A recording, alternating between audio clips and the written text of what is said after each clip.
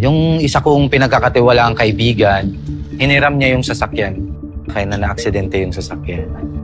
Yung mga ng tao doon, sabi patay na daw yung driver niyan, 50-50. Hi, I'm Francisco Vasquez. I'm a family man and an employee here in Naga City. Ako bilang ama, napakahalaga na safe ang sasakyan natin. Kasi magiging komportable ang pagmaneho mo na alam mo na safe din ang family mo. Nag-research ako nito bago namin to kinuha.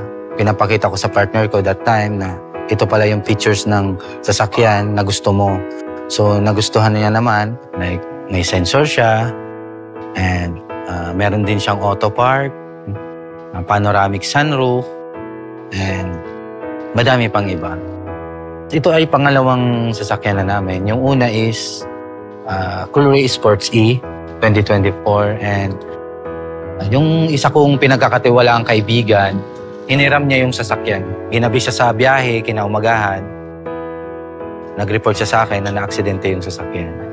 Sabi niya, "Pre, yung mga ng tao doon, sabi patay na daw yung driver niyan, 50-50.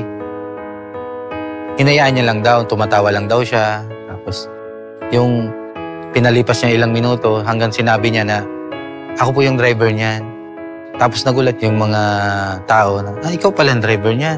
Buti buhay ka. Parang walang nangyari sa'yo. Parang sabi nung kaibigan ko, oo, okay naman ako. Safe naman.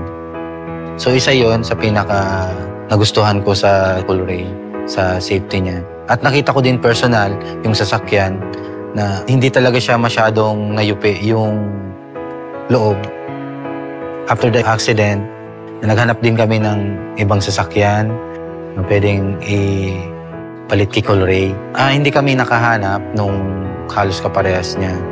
So, napag-usapan namin na hindi na tayo magpapalit. Yun na lang talaga si Coloray.